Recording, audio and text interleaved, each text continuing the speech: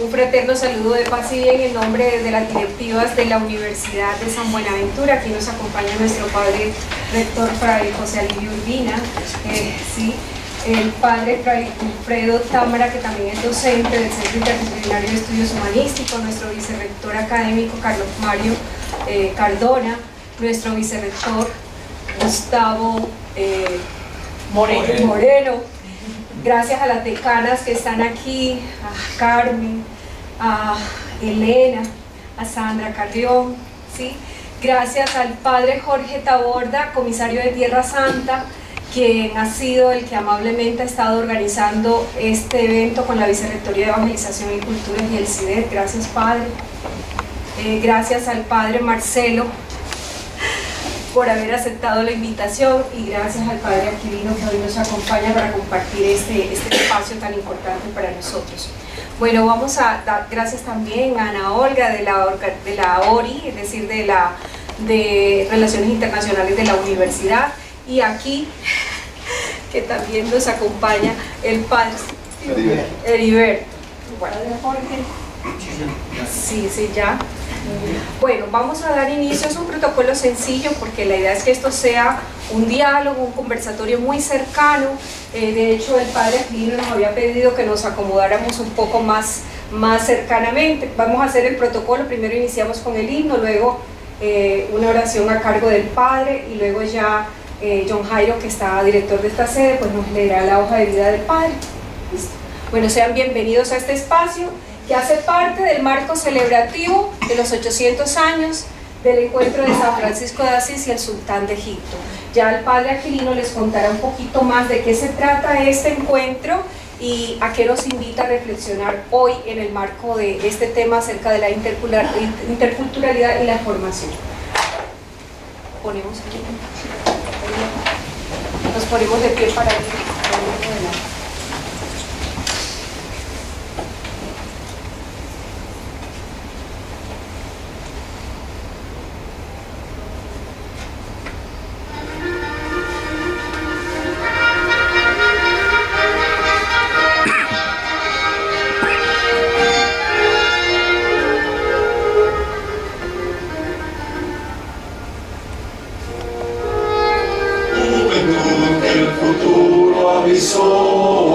Sin majestad de gloria, sin par, sin majestad de gloria, sin par, cantativa con voz triunfadora, el pregón de tu excelso ideal. Juventud que el futuro avisora, sin majestad de gloria, sin par, sin majestad de gloria, sin par, cantativa con voz triunfadora, el pregón de tu excelso ideal. Alma mater de añeja nobleza, de la ley franciscana un regrés, atesora la inmensa riqueza de la ciencia, el honor y la fe. Norteñía San Buenaventura, vigoroso a la libre amor, nos sumerge en la diáfana altura del secreto insondable de Dios.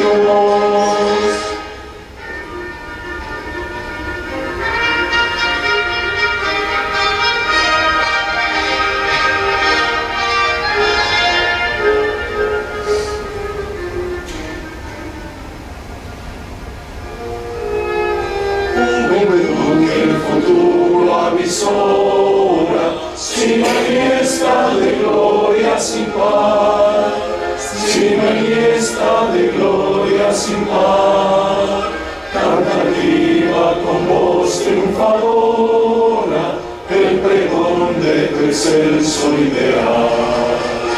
Juventud que el futuro avisora, sin majestad de gloria, sin par, sin majestad de gloria, sin par, cantativa con voz triunfadora, el pregón de tu excelso esfuerzo ideal. Permanecemos de pie para la oración que nuestro rector nos va a orientar en nombre de los frailes de la comunidad franciscana. Vamos a darle gracias al Señor que nos permite reunirnos hoy en esta tertulia. Sobre todo, darle gracias por la presencia de nuestros hermanos, especialmente de Fray Aquilino y Fray Marcelo, que comparten su experiencia con nosotros, comparten su sabiduría, sus enseñanzas. Damos gracias por la presencia de la comisaría, del Jorge, y también de todos nosotros para que con la actitud sumisa, atenta, nos acojamos a la misericordia del Señor. Que el Señor bendiga este momento, nuestra reflexión y nuestro compartir fraterno. En nombre del Padre, del Hijo y del Espíritu Santo. Amén. Padre, nos quedamos así con el punto. Pues como ustedes quieran, la verdad es que siendo, yo creo que como somos todos una comunidad académica, que perfectamente nos podríamos entender, incluso si abrimos un poquito más el hemiciclo, si les parece, y entonces dejo yo ahí la mesa y nos quedamos.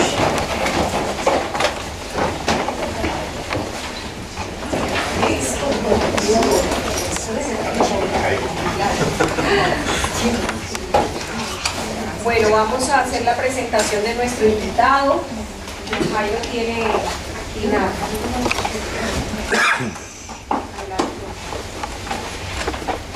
Bueno, muy buenas noches. En primera instancia, pues agradecer la comprensión de todos que esperábamos con mucha paciencia, dado que a nuestra organizadora del evento Judith se le presentó un impasse, se le varó su vehículo e hizo muchos malabares para estar aquí. Judith, te agradecemos también todos los Se me murió esfuerzos. familiar también, ha sido un día muy complejo. Y el Fray Aquilino le dejó ahí. Muy bien. Sí, la disposición que tenemos es precisamente para una tertulia con Fray Aquilino, que nos va a hablar hoy acerca de interculturalidad y formación. Fray Aquilino Castillo Álvarez, OFM, nació en España y posteriormente llega a Tierra Santa, donde sigue cursos de hebreo en la Universidad Hebrea de Jerusalén. Allí conoció a los frailes y nació su vocación. De regreso a España, decidió que acabados sus estudios ingresaría en la orden franciscana. Efectivamente, en el año 2000 ingresó en el postulantado. Entre 2000 y 2004 estudió filosofía en Belén. También realizó una diplomatura en islamología y lengua árabe en el Pontífico Instituto de Estudios Arábicos e Islámicos de El Cairo. Como ustedes entenderán, hay una relación interesante entre la tertulia que hoy nos ocupa y ese aspecto de formación e interculturalidad. Fray Aquilino además es licenciado en Teología por la Universidad de San Antonio de Roma y máster en Relaciones Islamo-Cristianas por la Universidad de Beirut. Fue ordenado sacerdote en 2009 y destinado como vicepárroco en Salayey, en Damasco. Entre 2010 y 2013 es enviado al Líbano como animador vocacional para Siria, Jordania, Líbano e Irak, y maestro de postulantes en el convento de Harissa, donde además es párroco. En el capítulo 2016 es nombrado animador vocacional de la custodia, maestro de postulantes en Belén y vicepárroco en la misma ciudad. Además, el padre Fray Aquilino es el guardián del convento Palmarum en Bethfagé, vicepárroco de Jerusalén y delegado de la custodia para España. Fray Aquilino, bienvenido a nuestra universidad. Muchas gracias a todos ustedes. Sí quería concretar cuánto tiempo vamos a ocupar en esta intervención mía. ¿Cuánto tiempo? Teníamos una hora prevista para la tertulia. Yo creo que podemos mantener el tiempo. Sí, entonces si quieren yo hago como una primera introducción de unos 20 minutos, 20-25, para centrarnos y que después podamos seguir intercambiando ideas, opiniones sobre todo. Miren, como nosotros, Marcelo, que también es compañero mío desde el postulantado y que también tiene un currículum aquí que podríamos leer, que más o menos es así alargado, no es que seamos personas superdotadas, sino que vivimos en un ambiente que se presta muchísimo al intercambio de ideas, de culturas. Entonces, para todos nosotros, frailes, ahí en el Medio Oriente, en Tierra Santa, es muy importante estar, digamos, muy inseridos en la sociedad que tenemos alrededor. Y esto es algo que yo quiero compartirles y que tendría un inicio en el año 570 después de Cristo. Todos ustedes conocen un poquito el devenir del Mediterráneo. El Imperio Romano en el siglo I, la ruptura del Imperio Romano, la separación entre los dos imperios, occidental, oriental, Bizancio, que es lo que toma toda la zona oriental del Mediterráneo, que después en el siglo VI, con el emperador Justiniano, de nuevo va a retomar muchas partes del occidente mediterráneo, Túnez, Marruecos, Argelia, colonias en España, norte de Italia, centro de Italia y todo eso. Y es en este contexto, en el 570, en el llamado Año del Elefante, porque los persas atacan la ciudad de la Meca con un elefante, en el que nace alguien llamado Mahoma. Esto no tendría una gran trascendencia si no fuese porque Mahoma, años después, con su devenir persona, un joven que trabaja guiando caravanas y una viuda rica, llega a Siria, conoce los conventos que hay de frailes bizantinos, siríacos en Siria, y es una persona que empieza a cuestionarse muchísimo sobre sí mismo y sobre Dios. Una persona que sabe leer los signos en el tiempo que le está tocando vivir. Entonces, él se da cuenta que están rodeados de grandes civilizaciones.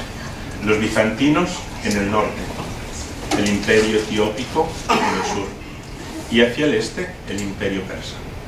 Estos dos imperios, el bizantino y el persa, tienen constantes enfrentamientos. Estos enfrentamientos se hacen sobre todo a través de tribus árabes, las mías, que viven cerca de Bizancio, y gasaníes, que viven cerca del imperio persa. Pero todo el mundo árabe se encuentra fraccionado en tribus que no tienen una literatura, tribus que no tienen una identidad, puesto que son politeístas, tribus que no pueden representarse ni presentarse ante nadie porque carecen de una personalidad propia. Y esto es algo que marca la vida de Mahoma. Mahoma va a recibir en el año 610 lo que él considera que es una revelación directa de Dios.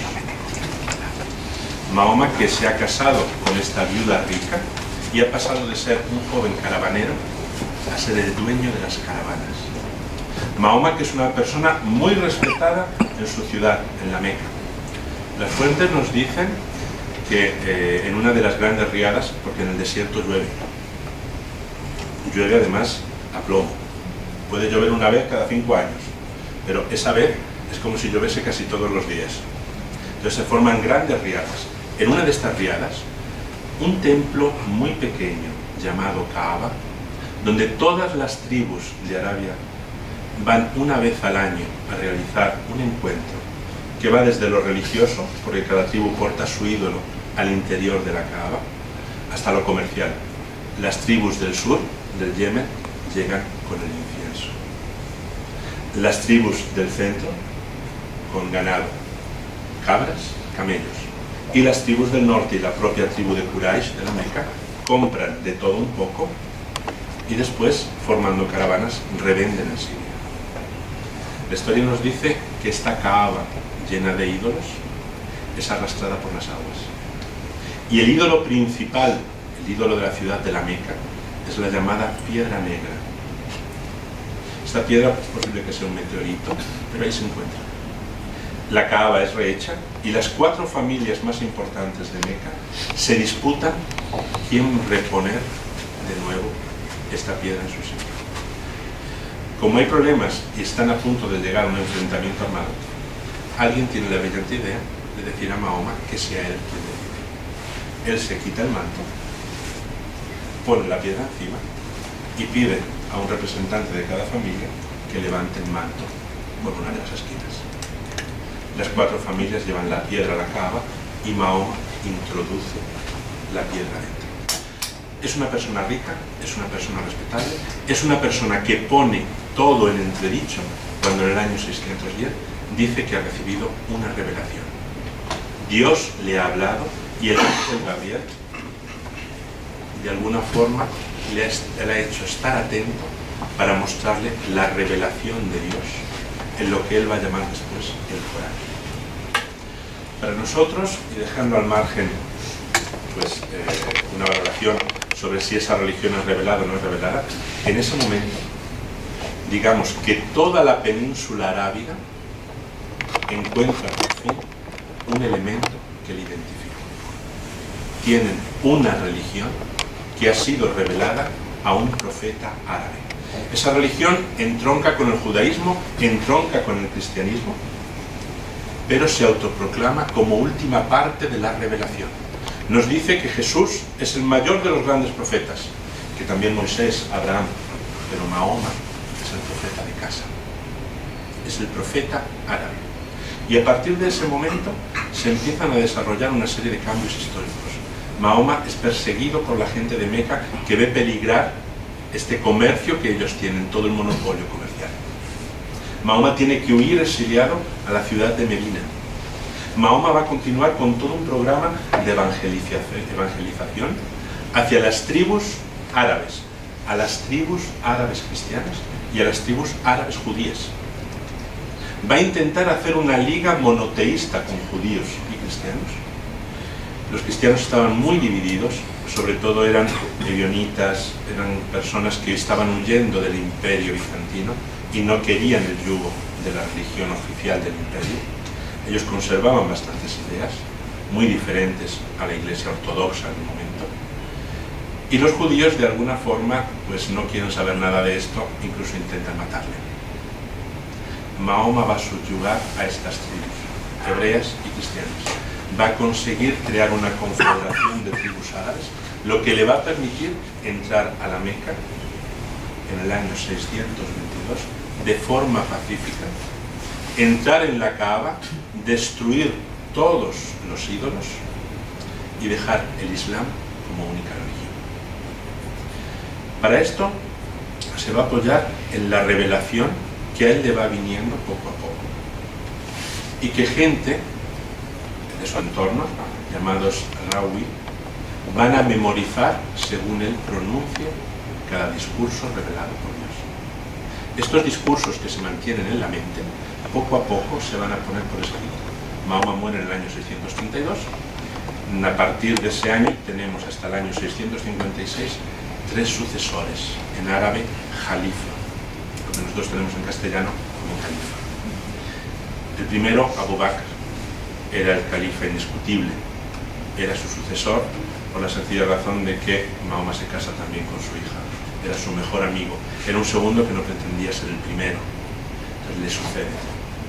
Tras la muerte de Abu Bakr, Omar empieza a poner por escrito, aprovechando que está casado con una de las hijas de Mahoma, empieza a poner por escrito diferentes documentos, porque en esta época el Islam se está expandiendo. En el 632 se conquista el Cairo, en el 636 se conquista Damasco, 638 cae Jerusalén. Entonces muchos de los Rawi morían en las batallas, se pierden partes del Corán, se va poniendo por escrito, pero se van encontrando que hay diferentes versiones. Omar muere asesinado, y le sucede Uthman, quien completa esa recesión del Corán y establece en el año 656 lo que nosotros conocemos hoy como Corán. Eso es muy importante porque en apenas 24 años de la muerte de Mahoma ya tenemos un libro que es considerado revelado, que es intocable, y ese libro llega hasta el día de hoy con una corrección hecha en el año 1123 por la Universidad del Azhar, una publicación que digamos va a ser la publicación oficial del Islam, que es la que se mantiene hasta nuestros días. Entonces esto nos deja una sociedad que habla una lengua, que ha desarrollado una literatura muy importante y que tiene bajo esa literatura, bajo esa lengua, una revelación divina. El Corán es un libro que a todos nosotros cristianos nos cuesta un poco leer, porque estamos acostumbrados a que la Biblia haya sido puesta por escrito de una forma cronológica. Primero está la creación y al final está la escatología, el apocalipsis, los últimos días, y en medio la historia de la humanidad vista desde la revelación. El Corán va a ser organizado por tamaño de los capítulos, entonces no podemos seguir una cronología, por eso nos cuesta mucho leerlos. Nosotros tenemos en el Corán oraciones muy parecidas a los salmos, tenemos géneros literarios como son los sapienciales bíblicos, tenemos profecía, que nos hablan de la escatología también, pero también tenemos material jurídico que era revelado a Mahoma, cómo dividir el botín, cómo hacer el matrimonio, quién puede casarse, quién no puede casarse, con cuántas mujeres puede casarse uno, con cuántos hombres puede casarse una, porque antes del Islam, en la península arábiga, también se daba la poliandria. Entonces tenemos un libro que es jurídico, es social, es religioso, es revelación, y tenemos un imperio que nace de tribus diseminadas por el desierto arábigo y que van a llegar en el año 711 hasta Poitiers, en Francia. Van a llegar desde la India, desde el Golfo Índico, hasta el Océano Atlántico. Entonces, si esto nosotros lo ponemos en ese mapa del Mediterráneo, donde había un único imperio, con la Pax Romana, donde ese imperio queda dividido entre Oriente y Occidente, donde Oriente va a tomar un poquito la hegemonía y va a reconquistar territorios del imperio occidental, de pronto tenemos una franja con nueva gente, con una civilización nueva, que está tomando modelos arquitectónicos del imperio bizantino, incluso del occidente cristiano.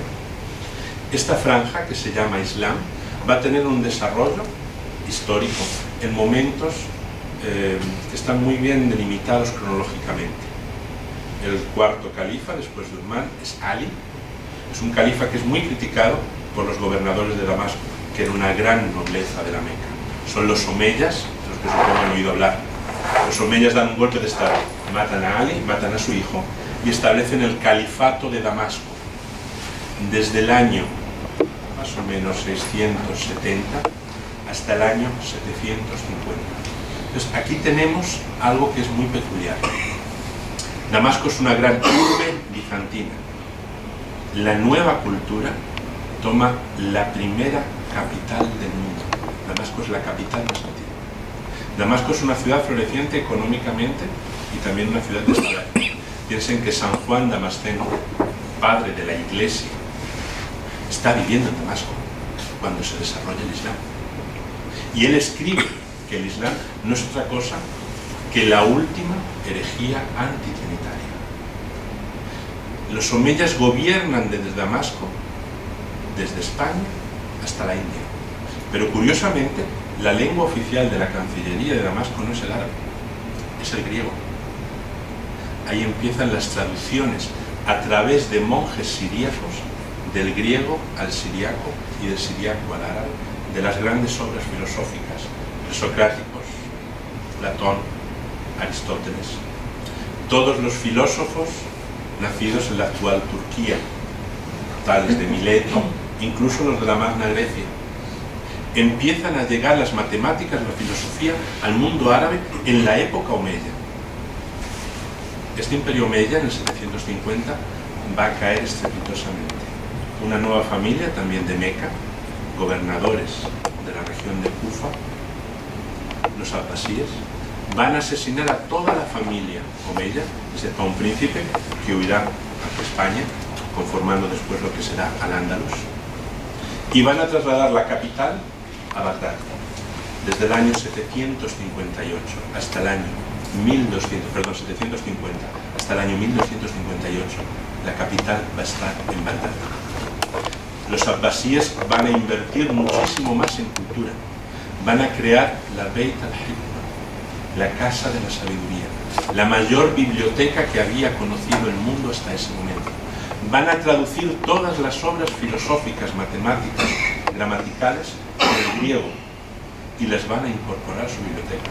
van a tomar contacto con el mundo latino y van a incorporar también esa filosofía al mundo latino. Tenemos entonces, hasta el siglo XIII, desde el siglo VII al siglo XIII, que hay una única cultura desde Francia hasta la India. Y que esta cultura ha traducido todo el pensamiento hasta ese momento conocido a su propia lengua, que ha creado academias en las ciudades de la actualidad, Kufa, Basra, donde se ha compilado la lengua sagrada que está en el Corán, porque el árabe ahora es lengua sagrada, y se han hecho las grandes gramáticas del mundo árabe. Esa lengua nueva entra de pronto en el escenario como una lengua que tiene la ciencia y la literatura de todo ese momento. En ese momento también nosotros tenemos gente, cristianos, que escriben también filosofía, literatura en lengua árabe, pero también tenemos judíos. Tenemos las reformas caraítas. Los judíos dicen que la Biblia no puede ser interpretada, que únicamente puede ser leída una parte de judíos. Estos caraítas, como Yahya Ben Ali de Jerusalén, van a hacer un judaísmo islamizado. Al mismo tiempo tenemos que las grandes academias judías, fundadas antes de Jesucristo, fundadas en el exilio, en el siglo III y IV antes de Cristo, las academias de Sura, Umbelita y Nahardea van a ponerse en movimiento. Y los sabios de estas academias van a llegar hasta Córdoba y la ciudad de Lucena, con lo cual el eje espiritual del judaísmo intelectual se traslada a lo que va a ser Al-Ándalus. ¿Entienden por qué nosotros, como cristianos, estudiamos después al que llamamos Avicebrón, Shelomo Ibn Gabirol, el Fons Vitae? ¿Entienden por qué nosotros estudiamos después el Moré Nebuchim, la guía de perplejos de Maimónides, ambos Andalusías? ¿Entienden por qué nosotros estudiamos a Bagya Ben Yosef Ibn Pacuda? ¿Entienden por qué también se va a dar en este encuentro de culturas de pronto los grandes gramáticos hebreos? Dunash Ben Labrat, Nahem Saruch. Por primera vez se oye en el mundo judío que el hebreo no es una lengua divina, es una lengua semita y que se comporta como el árabe. Van a compilar todas las gramáticas. Pues el mundo árabe va a hacer que la cultura judía renazca y que una lengua que permanecía muerta alcance las cotas más elevadas de su expresión. La poesía de Shelomo Ibn Gabirol, la poesía de Ibn Nagrela, poemas épicos, poemas de batalla. Al-Ándalus mismo va a generar géneros literarios nuevos en el mundo árabe. La poesía floral, la poesía del vino, la poesía, yo soy español, de la fiesta de la noche, la zambra. Y al mismo tiempo que va a producir lo que se llama en español las harchas. Haraja en árabe quiere decir salir. Y las muwashahat, las muasajas. Muwashahat quiere decir ceñida. Se va a dar en Al-Ándalus un género. Poemas de 4 versos escritos en lengua romana. Esa es la salida, la harcha del poema. Y muwashahat, la muasaja, que está ceñida a la temática de esos 4 versos. Son versos en árabe o en hebreo que pueden ser 12.000, 15.000 versos. Esas grandes producciones poéticas generan un intercambio de culturas. Eso hace que en la zona cristiana, en la zona de Reconquista, se dé la literatura del Fejel, poesía en español que tiene componentes árabes. Se dé la cultura mozarábica. Los españoles, hispanoromanos, que han sido conquistados por el Islam, que han pasado a depender de la monarquía visigoda germánica, que era arriana, y cuyas leyes prohibían casarse con los hispanoromanos, han pasado a estar sometidos por el Islam, que ellos sienten como liberadores. Y se establecen también las grandes diócesis en ese momento en España. San Isidro de Sevilla es justo antes de la llegada del Islam. Los restos de San Isidro de Sevilla estaban en Sevilla. Los reyes de León se los quieren llevar a León. Los reyes musulmanes de Sevilla están a punto de entrar en guerra por defender estos restos.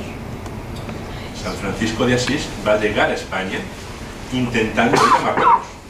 San Antonio de Padua tiene muchos problemas familiares porque no quiere ir a la cruzada que en el año 1212 van a llevar los ejércitos cristianos de Aragón, Navarra, Castilla, León y Portugal en las navas de Tolosa contra el poder almohade. Entonces, todo esto se está generando en el Mediterráneo Sur. En el año 1250, los mogoles, tribus mogolas, turcomanas, arrasan Bagdad y comienza una penetración por Oriente.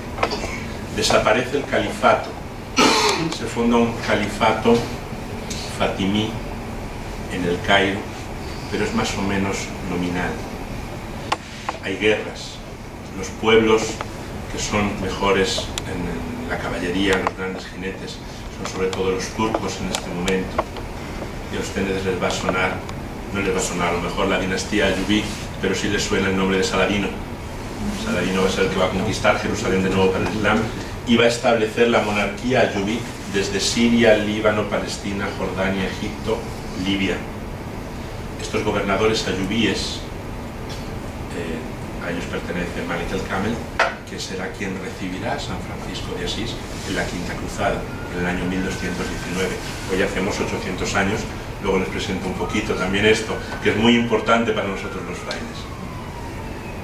La monarquía ayubí va a quedarse sin descendientes y van a ser sus siervos, los mamelucos, esclavos traídos de Kirkasia, los que van a ocupar ese vacío de poder hasta el año 1515, en el que llegan los otomanos y instauran ese imperio que dura hasta el año 1915, 500 años exactamente. ¿Qué ocurre en todo ese tiempo? Si bien hemos visto que el Islam en un primer momento dota a un pueblo de cultura, de lengua y de una extensión de terreno inmensa por el que circulan ideas, por el que otros pueblos como son los judíos, también sucede con los persas. Hay un movimiento literario cada vez más grande en el mundo persa. Se empieza a mirar de nuevo a su propia religión y se establece desde los primeros tiempos. Esto a mí me parece que es muy curioso. En el choque de dos culturas, el choque bélico puede hacer que una cultura se imponga sobre otra. Pero cuando hay ese choque bélico, se sucede después el choque cultural. Hay una cultura que es más fuerte que otra siempre. Esa es la que prevalece. Cuando Roma invade Grecia, la mitología griega, la religión griega, pasa a ser la religión romana. Cuando el Islam árabe invade Persia, los persas tenían milenios ya de religión, de cultura, se desarrolla una idea diferente. Somos musulmanes, pero cuando el cuarto califa Ali es asesinado, los persas se separan y dicen que nosotros somos lo que ustedes conocerán como chiitas, que es un Islam a la persa, también con su producción literaria. Cuando esta ciudad de Bagdad es arrasada, es el fin de todas las bellas letras en el mundo árabe, con la excepción de Al-Ándalus, que es donde se van a prolongar hasta el siglo XV, hasta la caída de Granada en 1492, con literatos, con filósofos también en esta época. Las bellas letras, la ciencia, todo cae adormecido. No hay producción literaria, no hay producción científica, hay refritos. Hasta que un tal Napoleón llega a Egipto. Y con él Champollion y bella compañía, y empiezan a estudiar un poquito todo. Y alguien descubre un libro que nunca ha sido considerado literatura. Un libro que es vulgar, que tiene una lengua que no es interesante, pero que en Occidente gusta mucho.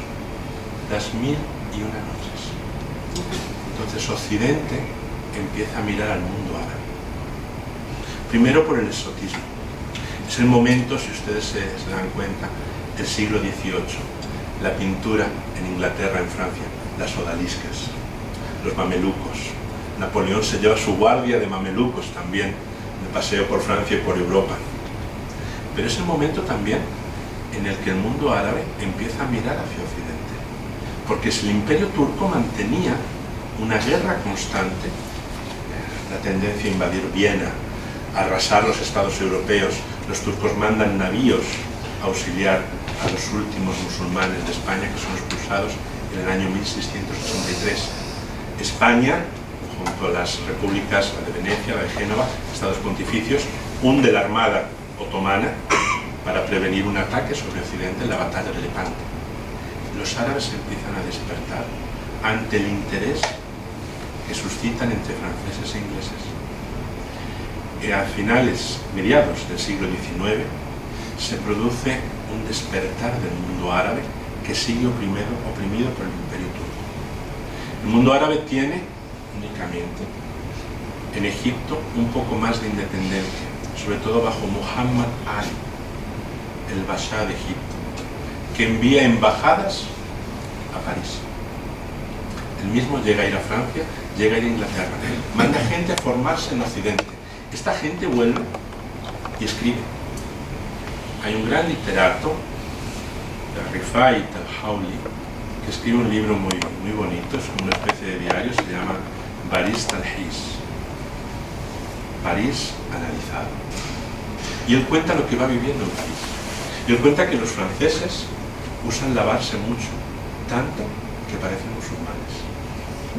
Y dicen que tienen un Dios único, aunque si sus templos, y él dice, que no se llaman iglesia como creíamos, se llaman catedrales o Notre Dame. Están llenos de estatuas. Aunque si ellos proclaman que creen en el Dios único, al que no llaman Alá, lo llaman Bon Dieu. Empieza a haber un intercambio de ideas. Ya no somos los occidentales que miramos a los orientales, ya no somos nosotros quienes buscamos el exotismo. Son los orientales, los árabes, que han levantado la mirada y miran hacia el norte del Mediterráneo. Y están intentando ver cómo vivimos nosotros y qué es lo que hacemos. En ese momento empiezan los estertores del Imperio Turco. Finales del siglo XIX, principios del siglo XX. Empieza una nueva sha'abiyya. Sha'ab en árabe quiere decir pueblo.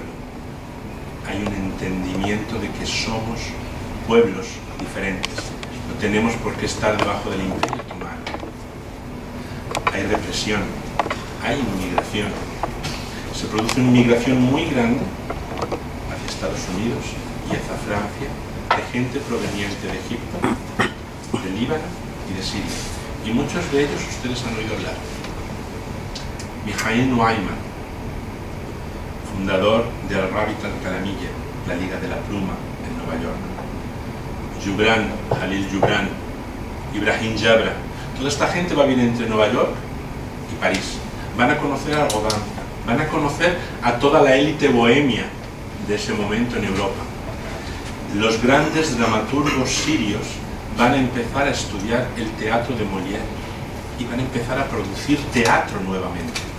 Se va a dar lo que se llama en el mundo árabe la Nahda, el renacimiento de la lengua árabe, y el Marja, la inmigración. Egipto, Líbano y Siria toman conciencia de que ellos son árabes, de que tienen una lengua muy superior a la lengua turca, de que tienen conocimientos que les hacen ser libres, de que pueden de nuevo producir literatura en lengua árabe, y no solamente literatura. En el año 1881, los jesuitas en el Líbano, en Beirut, fundan la Universidad de San José, donde yo estudié, ahí. Fundan los primeros periódicos, el Ahram, que después va a tener sede en 1875 en Alejandría y después definitivamente hasta el día de hoy en el Líbano. Crean una nueva lengua, porque el árabe del Corán es muy complicado, es complicado reproducirlo. Crean una lengua que es la lengua de los periódicos, el árabe medio, el árabe culto. Un árabe que es capaz de expresar nuevamente la literatura. Piensen que el árabe del Corán es un árabe del siglo VI, VII, y que al llegar el siglo XIX y XX, ese árabe no ha podido cambiar en su forma escrita. Solamente se escribe teología coránica recopiando textos del Corán. La gran literatura árabe ha desaparecido con la caída de Bagdad en el siglo XIII. Necesitamos una lengua que se acomode a nuestra forma de hablar, a nuestro modo de expresarnos. Esa lengua se crea entre el Cairo y Beirut. Y esa es la lengua que ahora mismo se utiliza en la literatura, se utiliza en los telediarios, se utiliza en los periódicos. Entonces, de pronto, nosotros tenemos un resurgir de las bellas letras, un resurgir del pensamiento, los grandes ensayistas que van avanzando a medida que avanza el tiempo. El último de ellos todavía vivo, Adonis Ahmad Ali, sirio, exiliado, vive en Líbano, una persona de una clarividencia increíble. Esta persona ya predijo lo que ustedes conocen como primavera árabe, porque decía es muy necesario que haya una división iglesia-estado en el mundo árabe, en el mundo islámico. Hago un paréntesis. En el año 1848, Europa hierve en producción industrial, hay una clase media muy importante, hay una burguesía increíblemente importante y fuerte. Hay muchos estudiantes en la universidad, no tanto por número, pero son muchos los que estudian. Su opinión es muy importante también.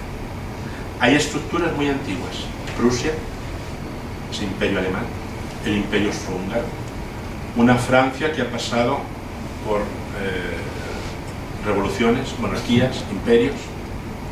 Se da algo que se llama la primavera de los pueblos. La gente se comunica por el telégrafo, se intercambian ideas, se pide una caída de la cleptocracia. Los cleptómanos que están en el gobierno. Se piden nuevas medidas, se pide más participación de esa clase media. Queremos ser libres, queremos viajar, queremos que nuestros impuestos se reflejen en los servicios que necesitamos para nuestras ciudades. Estos movimientos van a desquebrajar gobiernos enteros, sobre todo en Francia, en el Imperio Austrohúngaro y en Alemania. Algo menos en España y en Inglaterra, porque hay unas monarquías que funcionan de forma diversa, diferente, porque hemos pasado las guerras napoleónicas. Entonces, ¿qué es lo que ocurre? Que si cerramos ahí este paréntesis, vemos que ha habido un movimiento burgués, estudiantil, que a través del teléfono pide mayor libertad, libertad de movimiento, que se termine con esta cleptocracia. Y ahora volvemos al mundo árabe. Tenemos el renacer de las bellas letras, el renacer del pensamiento, tenemos los grandes ensayistas que avanzan a lo largo de todo el siglo XX. ¿Qué es lo que tenemos de pronto? En el año 2004 es el gran encuentro en la ciudad tunecina de Dus, Arab Blogger Meeting. La gente se reúne, los blogueros del mundo árabe empiezan a tomar contactos entre sí. Se organizan sobre todo en el Cairo, en lo que ellos llaman Bat Monkey, universitarios que alquilan habitaciones para conectar portátiles, emitir vídeos y empezar a pedir una primavera de los pueblos en el mundo árabe. Se gesta lo que Occidente va a llamar como la primavera árabe. Movimientos que piden en todo el mundo árabe el cese de las dictaduras cleptómanas, el cese de la falta de libertad. Los jóvenes de Siria, cuando yo vivía en Siria en el año 2010, no tenían acceso a YouTube ni a Facebook para que no contactasen con movimientos yihadistas. Los jóvenes de Siria, de Jordania, de Irak, por supuesto de Egipto, de todo el norte de África, no pueden solicitar un pasaporte. Se están poniendo en contacto entre ellos, están generando ideas nuevas, quieren ser de alguna forma libres. ¿Y esto en qué cuaja? En que de pronto el detonante por la subida del precio del pan en Túnez hace que un joven se inmole y estalla la llamada primavera árabe, que derroca al gobierno de Ben Ali. Se extiende hasta Egipto, derroca el gobierno de Mubarak, el gobierno también de Bahrein, de Saleh, intervención de Arabia Saudí en las monarquías petroleras del Golfo, que son de mayoría chií, pero que tienen monarquías, reyes suníes, intento de sofocar la rebelión. Irán aprovecha en ese momento para subvencionar también a todos los chiíes que están presentes en el mundo árabe. Nosotros tenemos una idea preconcebida de que hay un mundo árabe, existe, pero no somos conscientes de que también hay un mundo persa, que no solamente es Irán, porque todos los pueblos de lengua urdu, de lengua pashto, que son dialectos del persa, también están ahí.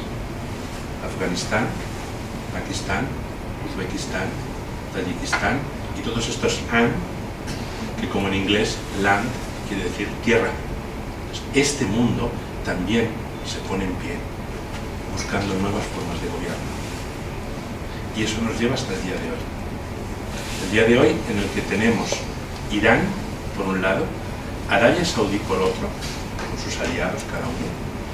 Tenemos un mundo que tiene ahora mismo, o entre los 15 y los 29 años, un 60% de la población, pero que forman el 80% de la población inactiva que no tiene trabajo en todo el mundo árabe. Jóvenes que están pidiendo muchísima más libertad, movimientos que reclaman el nacionalismo de cada uno de sus estados, poder vivir en estados democráticos, instaurar democracias, con alguna excepción, como Líbano, que es un país muy particular. Pero todo esto se está produciendo porque hay un intercambio de información, hoy a través de Internet, a través de la literatura. En los siglos anteriores, ya les he dicho cómo esas noticias poco a poco iban conformando un nuevo intercambio cultural entre Oriente y Occidente a través de la literatura, a través de los pueblos que han sido unidos bajo una misma lengua. Y eso es de lo que yo quería hablarles. El mundo árabe actual, cómo hemos llegado a ese mundo árabe actual que nosotros hoy conocemos, cómo de pronto los países árabes que se niegan a firmar la Declaración de los Derechos Humanos y que dicen a través del embajador de Irán en la ONU que esa declaración es un texto de tradición judeo-cristiana en un lenguaje masónico, laicista, occidental, y que no la firman. Y ellos hacen la Declaración del Cairo, que no da libertad de expresión, que no reconoce un papel igualitario de la mujer y el hombre, que no da libertad de conciencia para que ningún musulmán pueda convertirse. Y de ahí pasamos al encuentro entre el Papa Francisco y el doctor Sheikh Ibn Tayeb, gran muftí de la Universidad de Al-Azhar. En el mundo islámico no hay una cabeza del Islam, pero la Universidad de Al-Azhar es la universidad más importante de todo el Islam. Una fatwa, una declaración dicha por este muftí, es observada por todo el mundo suní, por todo el mundo islámico. Ambos se reúnen y crean un texto que tiene un vocabulario un poco diferente al que estamos acostumbrados, porque hay un encuentro entre las dos orillas del Mediterráneo, entre Roma y el mundo islámico. Y en ese texto encajan estas dos formas diferentes de pensar. En un texto donde por 3 veces se proclama la misericordia de Dios, donde se proclama que el hombre y la mujer son iguales, donde se proclama que hay que defender como religiosos la familia, donde nos damos cuenta que tenemos un espacio como creyentes para compartir y por el que mirar hacia el futuro.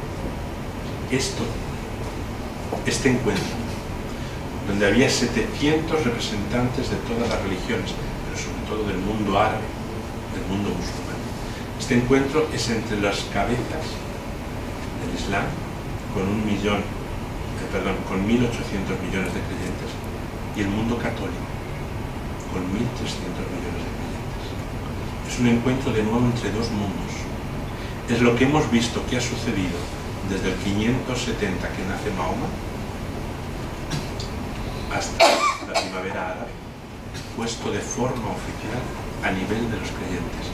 Este es el intercambio que se está dando ahora mismo, donde ambos líderes religiosos se dan cuenta que o creemos juntos o nos autodestruiremos, donde ponen fin a la justificación del terrorismo como un evento religioso de defensa de la propia fe, y lo condenan. Y esto yo creo que es lo que hoy, a partir de ahora, es lo que vamos a tener que acostumbrar a un diálogo, no con un Islam que se extiende desde Al-Ándalus hasta Pakistán y la India, sino con un Islam que es globalizado, que se ha extendido por todo el mundo, un Islam que está siendo nacional, con Conferencia Islámica de Colombia, Conferencia Islámica de Argentina, Conferencia Islámica del México, del Brasil, Conferencia Islámica de Ghana, al igual que hay conferencias episcopales en todos estos países. Y esto es lo que yo querría hablarles y que lo tuviésemos ahora aquí en un diálogo también abierto. Así que muchas gracias.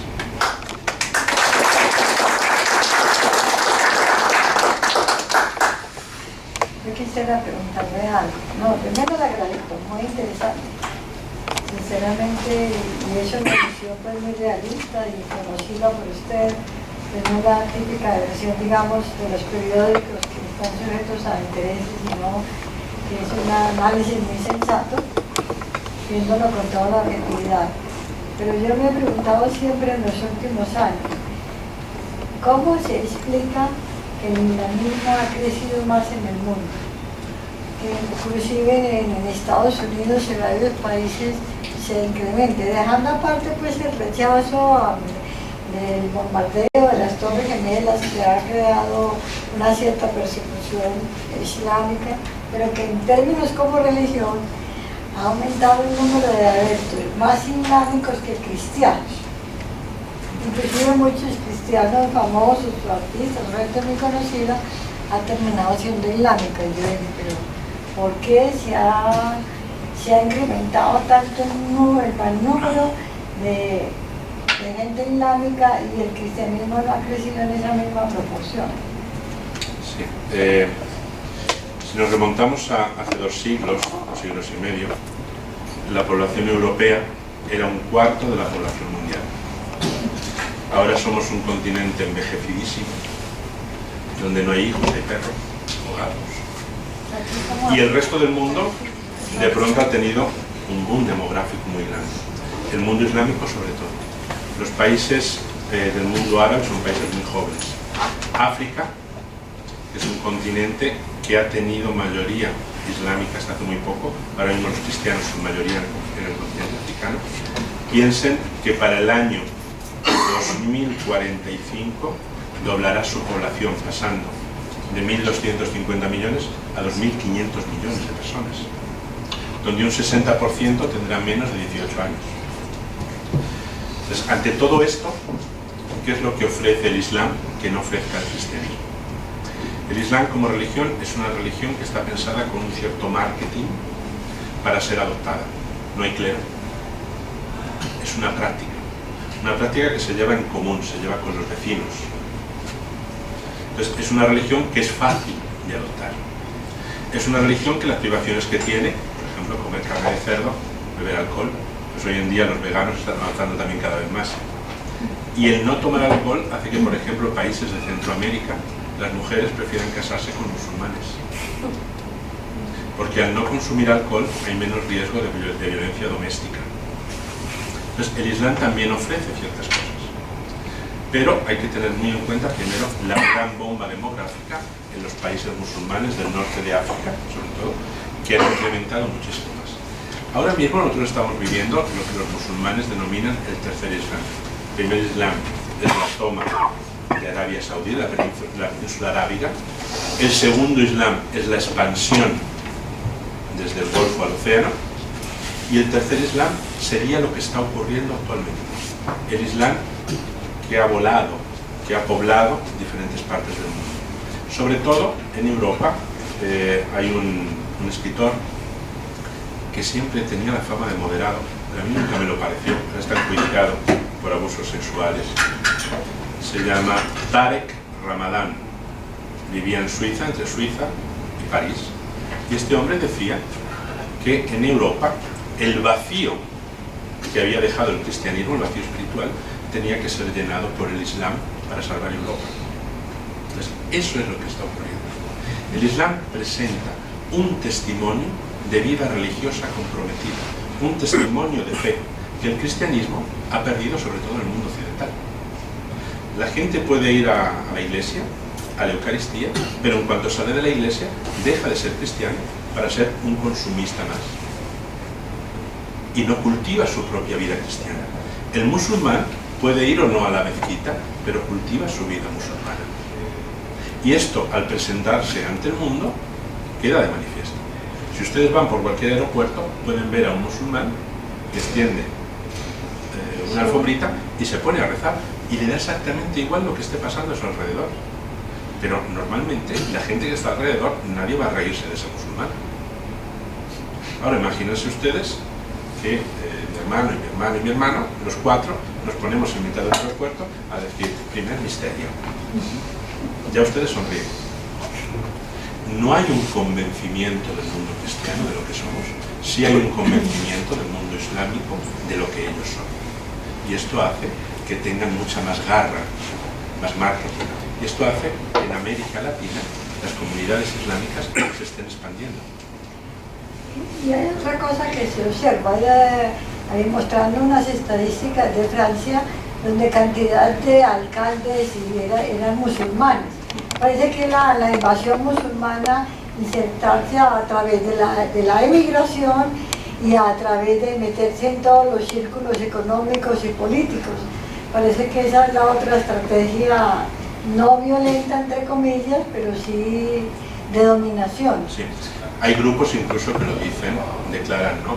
Gracias a vuestra democracia, nosotros podremos conquistar algún día.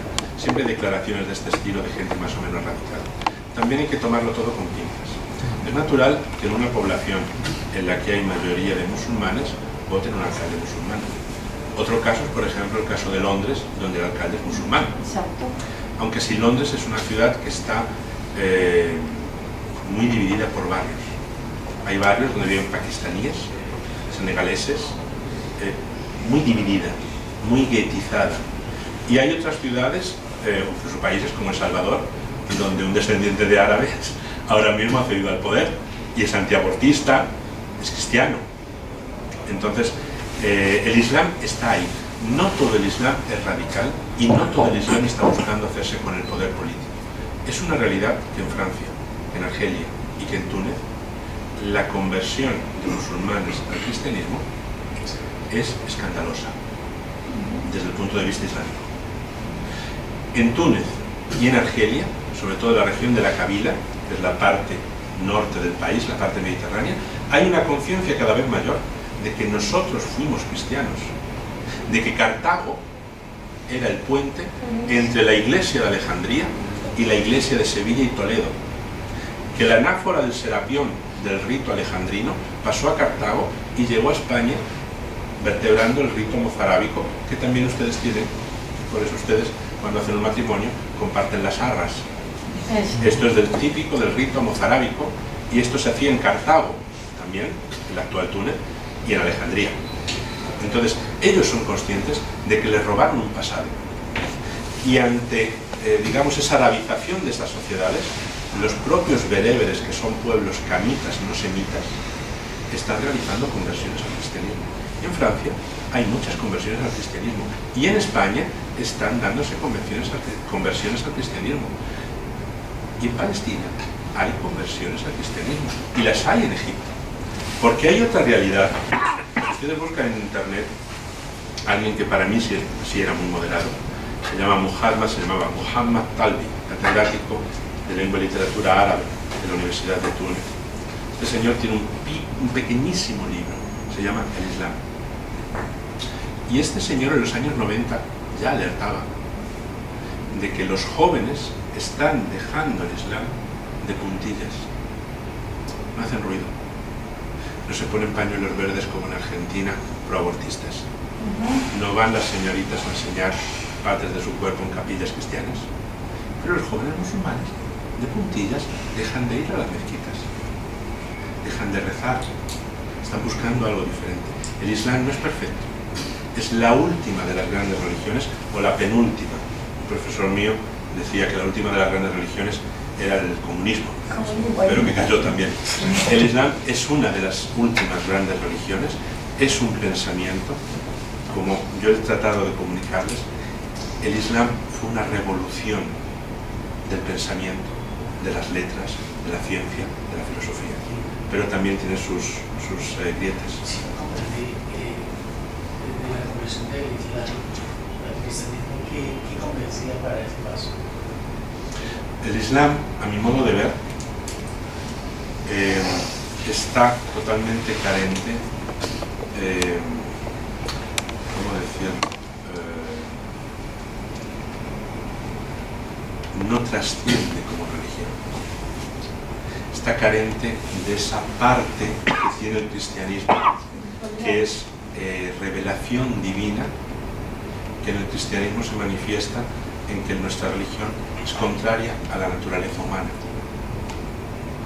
Yo quiero ser el mejor, quiero ser el más guapo, quisiera tener un flequillo, pero considero que lo mejor es darles a mis hermanos, es anteponer el bien de mis hermanos a mi propio bien. Eso es contra la naturaleza humana. Nadie puede nadie puede amar a su enemigo, pero el Señor nos lo dice. El Islam carece de esa trascendencia. Odia a tu enemigo. No es que sea tan malo. Estas penas que nosotros vemos, al ladrón córtale la mano. Es justo. No, no es que sea justo. Es así, porque se da en medio del desierto, donde únicamente el jefe de la tribu posee todos los camellos. Entonces, si alguien roba otro camello, la pena no puede ser infligida sobre los camellos de la tribu porque no le pertenecen a esa persona. La pena tiene que ser sobre su propio cuerpo. Entonces, el Islam es muy tierra-tierra, carece de esa trascendencia. El musulmán, cuanto más reza, empieza a pensar, bueno, ¿y este Dios, clemente, misericordioso, Dios grande, cómo se comunica conmigo? ¿Cómo me comunico yo con Él? Este Dios me ha creado, ¿cómo me ha creado? ¿Cómo me concibe? ¿Cómo le concibo yo a Él? Todo esto el cristianismo lo responde, porque el cristianismo tiene muchísima trascendencia. El musulmán empieza a pensar y empieza a buscar también una salida. Esa salida es la conversión. ¿Qué opina usted acerca de lo que dice Putin, que estaba apoyando al dictador de Siria por apoyar a los cristianos? Pues él no sabe que hay otras razones geopolíticas, sí, pero aparentemente se vio como un salvador, porque pues todos estos yihadistas destruyendo todos esos grandes monumentos históricos que habían conservado a la humanidad después de tantos siglos, y entonces Putin justificaba que él como cristiano tenía que apoyar a este dictador porque iban a acabar, no solamente con toda la parte histórica, arqueológica, sino que también en la destrucción de los cristianos. Nosotros en Occidente tendemos a olvidar la historia muy rápido. Entonces piensen que Francia, la Francia de Napoleón III, se va a proclamar protectora de los cristianos de Oriente, y Rusia también.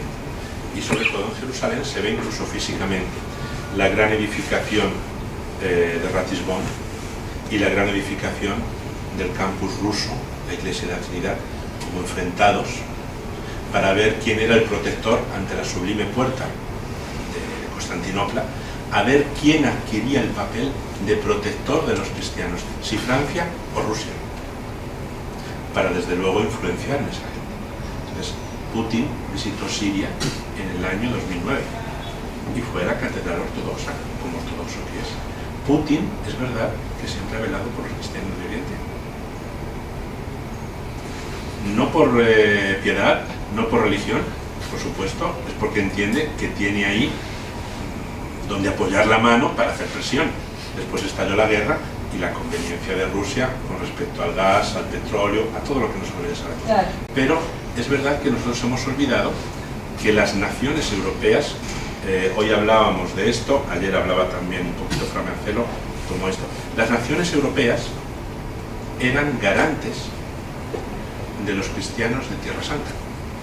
Las naciones europeas, España, Francia, las diferentes regiones de Italia, Imperio Austrohúngaro también, realizaban aportaciones económicas para que hubiese una presencia franciscana en Tierra Santa y que proteger la comunidad latina, cristianos católicos. Las potencias europeas, en la toma de Sebastopol, en la guerra de Crimea, imponen que los franciscanos recobren los derechos que habían perdido frente a la Iglesia Ortodoxa, porque les convenía políticamente. Entonces, Putin dice eso porque es una vieja estrategia por la cual él puede influenciar en el Medio. Pero también es verdad que protege. Él quería preguntar algo. Quería confrontar, pues, como exponerle una idea que me suscita a raíz de lo que usted ha expuesto, y es referente a lo que plantea la dama, cuando dice por qué el Islam está creciendo. Obviamente esta visión que le voy a presentar es un poco más terrenal.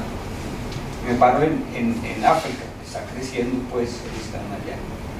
Obviamente usted lo mencionó en la ponencia que hizo ahora, uno de los fue cuando hablaba de Mahoma, pues que comerciante, ¿no? Echando mano a la historia. Usted sabe que la ruta de la seda la manejaba, es decir, los árabes siempre han manejado. Entonces, esta visión no es mía, obviamente, pero quería saber su percepción. Que la evangelización de los árabes es muy efectiva, sobre todo en el África, dice un escritor, ha funcionado porque pues ellos no llegan como llegamos nosotros, que somos cristianos, de Dios, sino que llegan con algo que es más efectivo, que es el dólar, ¿no? Entonces imagine un negrito de estos, perdón, pues no, espero que nadie se vaya a ofender porque diga este diminutivo aquí, y que le digan, pues conviértase al Islam, nosotros te mandamos tus hijos a Europa a estudiar. Pues así, ¿quién no? Entonces no sé si esto ha sido también una herramienta. Yo sé que es más conocido, yo no soy experto pues, en su sistema. En el año 636, el califa Omar entra en Damasco y se hacen con el tesoro de la Cancillería bizantina. Bizancio arma un ejército y se dirige a enfrentarles. Los musulmanes toman todo el oro y se lo dan a la gente de Damasco. Se van, tienen la batalla, la vencen, vuelven y la gente les da el dinero. Entonces, el Islam no siempre va a entrar por la espada. Muchísimas veces sí, porque hay conquistas y muy sangrientas. Y no se olviden que las cruzadas son una respuesta a que en el año 1009 al-Hakim, califa que vivía en el Cairo y que tenía reino todo Egipto, toda la zona del Medio Oriente, Siria, manda destruir todas las iglesias de sus reinos por celos a su madre, que era copta. Destruye 50.000 iglesias, todas excepto la Natividad, por una serie de cosas, pero entre ellas el Santo Sepulcro. Manda destruir la tumba de Cristo, cargar la piedra en mulas y arrojarla en mitad del Mediterráneo. La respuesta a esto son las cruzadas. Las cruzadas no es que los cruzados lleguen allí porque no tenían otra cosa que hacer y van a hacer la guerra. Es una respuesta. Pero el Islam muchas veces se ha hecho, el Cairo lo toman por la fuerza, Jerusalén no llegan a emplear la fuerza, intentan asolar el Imperio bizantino, hay batallas y hay guerras muy cruentas. En África sí que es verdad que ellos llegan a comerciar, pero no solamente el comercio. Porque de hecho, antes de que los portugueses empezasen con el tráfico de esclavos, los musulmanes ya habían establecido en toda la zona de Zanzíbar, hasta Sudáfrica, todo el comercio de esclavos. Y de estos esclavos podremos encontrar a día de hoy, y hace 2 meses hubo un reportaje en el Fígaro sobre esto, comunidades negras en Irak, descendientes de estos esclavos. Y si ustedes van por Jerusalén, van a ver que en Jericó y en algunas partes de Jerusalén hay gente de color musulmana, porque eran esclavos mamelucos. Y el gran mercado de esclavos en Occidente tenía la sede en Tombuctú.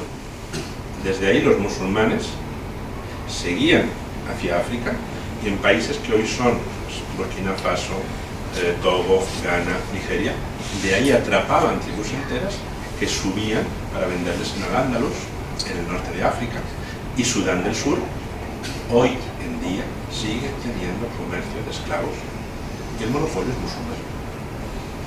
No porque sea algo del Islam, sino porque existe. Entonces, sí que a través del comercio va llegando a muchísimas zonas de Oriente, Filipinas, Indonesia, y sí que también siguiendo la ruta de la seda, llega por ejemplo a esta región china, desde Denyahua, donde ahora el gobierno chino ha metido muchísimos Han para intentar que esa zona no se independice también. Entonces, el Islam va a llegar como está llegando aquí. Aquí no está llegando por las armas, está llegando a través de la literatura, a través de la ciencia, a través de intercambio comercial.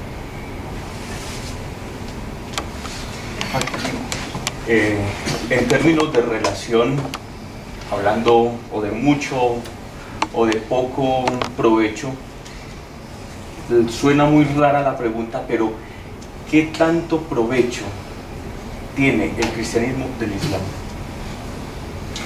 ¿Qué sacamos nosotros de provecho del Islam? Hay una frase muy bonita de estos mártires de Argelia, estos cistercienses.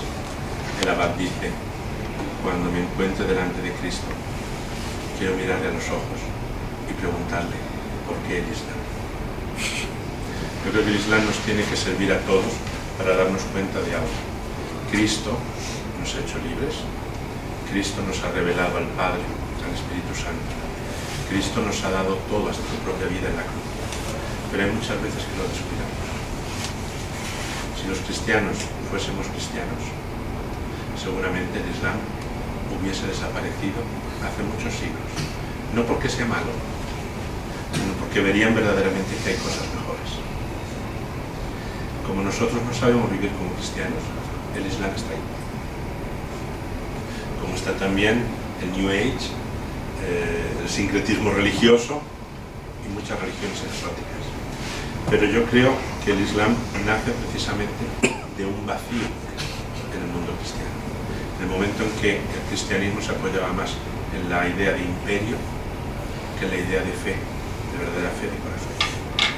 Y eso pues se lee al Imperio Bizantino, las luchas intestinas de la Iglesia en la Europa medieval, o el Sacro Imperio Romano, o incluso Su Majestad Católica, los reyes de España, que tenían una idea de evangelización, de defensa de la Iglesia, pero que estaban ahí siempre a tortas como los protestantes. Es así, es así. Creo que puede servir para eso. Sí, precisamente hace como un año, que fue la última vez que visité Roma, me llamó poderosamente la atención ver que el transporte público, la mayoría de las madres con cochecitos, con niños, eran musulmanas. A las italianas, a las europeas, realmente no se veían niños. Incluso en Madrid me llamó mucho la atención porque los parques están vacíos de niños.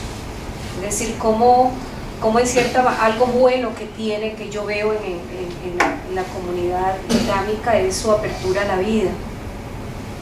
Esa apertura a la vida hace que donde llegue, pues obviamente se fortalece la familia, crece en el número. ¿Qué podríamos ya en esta línea de lo que Fray Jorge nos decía, de eso del Islam, más que de pronto mirar como un vacío del cristianismo, porque ciertamente, precisamente por esa falta de coherencia, de esa falta de conocer lo propio, pero ¿qué podríamos nosotros como cristianos aprender del Islam sin renunciar a Cristo, como decía Fray Marcelo ayer? Porque a veces corremos el riesgo que cuando hablamos de diálogo interreligioso significa como renunciar a ciertas cosas y realmente para poder dialogar hay que conocer lo propio, porque si no, no tienes cómo dialogar con el otro, ¿cierto? Pero ¿qué podríamos aprender nosotros del Islam? Yo creo que del Islam podríamos aprender, aquí nosotros hemos publicado el texto íntegro, firmado por el Papa y por el Gran Muftí del Azhar, el documento sobre la fraternidad humana por la paz y la convivencia común. Este documento, yo estoy muy contento que se haya firmado por el Islam, porque eso permite que la Iglesia Católica se exprese sin pelos en la lengua. Si el Papa dice sí a la familia, todo el mundo dirá homófobo, retrógrado, intentas imponer una mentalidad patriarcal. Como lo ha dicho también el Gran Muftí de Al-Azhar, nadie dice nada. Aquí hay una defensa de la familia impresionante.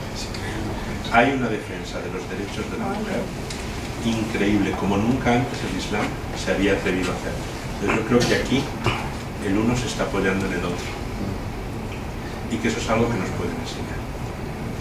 Igual que, como yo les decía, en Damasco, a través de los monjes siríacos, se tradujo del griego al siríaco, que es lengua semita, y del siríaco al árabe, todo el conocimiento de la Grecia clásica y de la Roma antigua. Eso permitió después que ese conocimiento, a través de la Escuela de Traductores de Toledo, donde había judíos, monjes y algún musulmán, se trasladase de nuevo al mundo cristiano para producir el Renacimiento en Italia. Entonces, cuando nos damos la mano, podemos crear cosas maravillosas. Y de eso es de lo que yo quería hablarles a ustedes. Cuando Francia mira hacia el sur, descubre las 1001 noches. Y cuando el sur mira hacia el norte mediterráneo, encuentra también esa descripción de París que hace Rifai, y encuentran que hay maravillas en una y otra cultura. Esto es lo que yo creo. Le vamos a dejar al señor porque está aquí. Pues yo veo también el reconocimiento por la interesante charla, y yo quisiera pedirle que nos hablara de dos cosas muy puntuales. A mí me llamó mucho la atención que usted manejara una expresión que es judaísmo islámico, ¿cierto? Pues todos hemos oído por los medios de comunicación y por la geopolítica el eterno conflicto árabe-judío, y usted nos habla de judaísmo islámico. Entonces a mí esa expresión en particular me llama mucho la atención, y le agradecería que nos ampliara respecto a eso, porque me parece supremamente interesante. Y usted hizo también alusión a los monjes cistercienses en la experiencia misionera que se llevó al cine en el 2010 con la película aquella de Dioses y de Hombres, que nos muestra cómo en plena guerra civil hay una convivencia entre musulmanes y religiosos cristianos, y hay toda una convivencia y toda una armonía, ¿cierto? Pero detrás de esa convivencia, de esa armonía, hay un testimonio de valentía y un testimonio de guardando la diferencia, buscando la fraternidad, la comunidad y la unión. Muestran todo un testimonio de fe tanto de un lado como del otro, ¿cierto? Sin embargo, es una experiencia muy dura, es una experiencia de mártires, que me pone a mí a pensar que el testimonio de ustedes también es muy interesante conocerlo frente a esos dilemas o momentos que han tenido que vivir en el campo concreto de ustedes. Nos gustaría conocer. Entonces, para la primera parte, que es muy interesante, miren, yo he intentado hacerles en 25 minutos un repaso a 1400 años de historia, de ciencia, de literatura, de expresión humana, en una religión que nace de un dueño de caravanas que actualmente tiene 1.800 millones de clientes. En ese periodo de tiempo nosotros podemos fijarnos sobre todo en el siglo X en adelante. En el siglo X las comunidades judías mayoritariamente viven en ámbito islámico, en países musulmanes. Son comunidades que hablan árabe, son comunidades que están muy inseridas a nivel social en todo el mundo árabe islámico. ¿Qué ocurre? Que estas sociedades están bebiendo de alguna forma de la cultura imperante. Entonces, queramos o no queramos, todos bebemos Coca-Cola porque Estados Unidos produce Coca-Cola, y luego está la publicidad y así bien. ¿Qué ocurre con estas comunidades judías? Viven en un nivel cultural donde hay poligamia. Viven en un ámbito cultural donde hay una religión que da ciertas normas. Y esto imprime carácter también en su propia religión y en su propia tradición. En Al-Ándalus se va a dar la poligamia, sin mayor pudor. Los rabinos de Al-Ándalus y la Academia de Lucena va a permitir la poligamia entre judíos, porque están habituados a que sea esto la norma de vida normal en Al-Ándalus. En Al-Ándalus también se va a dar, por ejemplo, algo en el mundo, en el ámbito islámico se llama la taquilla. La taquilla es la ocultación de la propia religión para salvar la vida. Maimónides va a huir desde Córdoba a Fez, en Marruecos, por la persecución de las oleadas de almohades y almorávides que llegan desde el norte de África. Va a ocultar su propia fe haciéndose pasar por musulmán. Y llegado al Cairo, de nuevo va a vivir como judío. Pero en el Cairo, un andalusí que lo conocía musulmán le denuncia por haber cambiado de religión. El juez musulmán que le juzga dice, bueno, lo que hizo fue ocultar su religión. Eso es taquilla, está permitido por el Islam, por lo tanto también por el judaísmo. Entonces, eso es a lo que me refiero con un judaísmo islamizado. Es un judaísmo que está tomando normas sociales y morales del mundo islámico. ¿Por qué? Porque reconoce que es una cultura superior. Porque cuando Menahem Ben Saluh escribe el Mahberet para explicar que el hebreo es una lengua semita, radical, como lo es el árabe, viene encarcelado. Un siglo después, Moshe Ibn Ezra va a escribir un libro, Kitab al-Muhadara o al-Mudakara, para demostrar que el hebreo es superior al árabe. Curiosamente lo escribe en árabe. Como él dice en la introducción, es que en hebreo no tengo suficiente expresión para explicarme. El mundo judío estaba islamizado, estaba arabizado. En la religión judía entran normas islámicas y en la vida cotidiana su expresión es el árabe. Hasta tal punto que Maimónides escribe en árabe y tiene que mandar la guía de perplejos a Shmuel Intibón, Daoud Intibón, su hijo, que viven en Montpellier, para que le traduzcan al hebreo, porque él, siendo Maimónides, no tiene tanta expresión en hebreo. Entonces, a eso es a lo que me refiero, y sobre todo al movimiento caraíta. El movimiento caraíta, los caraítas son una rama del judaísmo que tienden a ver el judaísmo como, no tienden a verlo como una prolongación del Islam, pero lo ponen de paralelo. Entonces, lo que los musulmanes hacen con el Corán, ellos hacen con la Torá. Si los musulmanes no admiten la interpretación, ellos tampoco admiten la interpretación. Por lo tanto, cortan con la Mishnah y con el Talmud, que sirven para interpretar la Torá. Eso sí que es una islamización entera de la religión judía. Es un movimiento que se va a desarrollar sobre todo durante unos 3 siglos y que Maimónides va a intentar con todas sus fuerzas cancelarlo del mundo judío, y lo consigue prácticamente. Quedan ahora mismo muy poquitos caraítas, serán a lo mejor 200 en todo el mundo, pero Maimónides ahí los fustiga de tal forma en el Cairo que acabó con el movimiento. La segunda pregunta, nosotros, nuestra vida, el martirio. El martirio tiene muchas facetas. No es solamente entregarse a la muerte por Cristo, perdonando a quien te asesina, porque el martirio, ese martirio, es ante todo una gracia de Dios. Dios tiene que conceder la gracia del martirio. Pero hay también muchos tipos de martirio. Entonces, vivir en una misión es entregarte a Dios. Es entregarte a Dios dejando a tus espaldas familia, amigos, lengua, recuerdos. Yo salí de España y había una cosa llamada peseta. Y cuando vuelvo a España, cuando yo voy a ver un pantalón, el euro lo paso a shekel, porque no sé si es caro o es barato. Entonces, he perdido parte de mi españolidad. Prácticamente me he automartirizado por seguir una opción de vida. Si Dios quisiese coronar mi vida con el martirio, me daría la gracia para soportar lo que me viniese. Pero también hay pequeños martirios que se viven de forma muy cotidiana, viviendo también de forma coherente a lo que nosotros hemos profesado. Muchas gracias. A ustedes.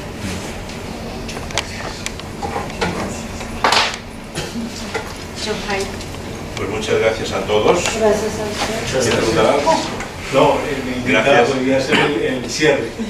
Gracias a todos ustedes, y yo les animo de alguna forma, sé que ustedes son el cuerpo académico también de esta universidad.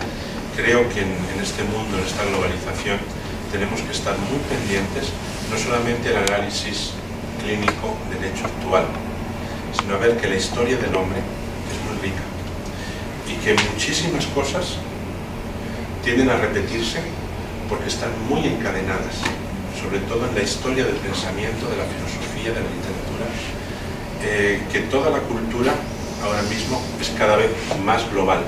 Ya no podemos hablar del Islam como que el Islam es de los países árabes, ni de que Europa es católica. Todo está cambiando, todo está en movimiento. Tenemos que conocer muy bien, y creo que ustedes que están aquí en América quizás todavía sean países, incluso universidades jóvenes en el estudio de la orientalia, de todo lo que es la parte que viene del mundo árabe, del mundo semita, de las antiguas religiones y civilizaciones del creciente fértil. O sea que ojalá también esto sirva para plantar ahí una semillita y que la Universidad de Buenaventura rompa aquí en Colombia el techo, lanzando estudios semitas, árabes, islámicos. Bueno, no, padre, primero. Sí, yo quería solamente dar dos hechos de nuestra vivencia en Egipto, hablando de Susana Buenaventura. Nosotros en Egipto tenemos el Centro de Estudios Orientales del Muski, donde cristianos no lo conocen, pero es frecuentado por muchísimos musulmanes que estudian a la Universidad de Al-Azhar. Y nuestros frailes, desconocidos por el mundo cristiano, son súper conocidos en el mundo islámico del Azhar.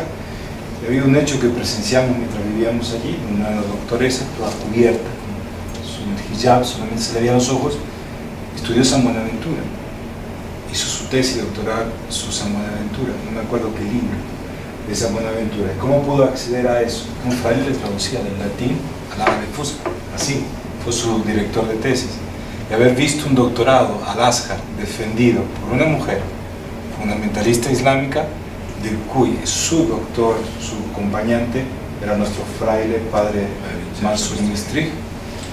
Es un hecho de relevante importancia que San Buenaventura ha estudiado, como decía Aquilino, sobre los estudios islámicos.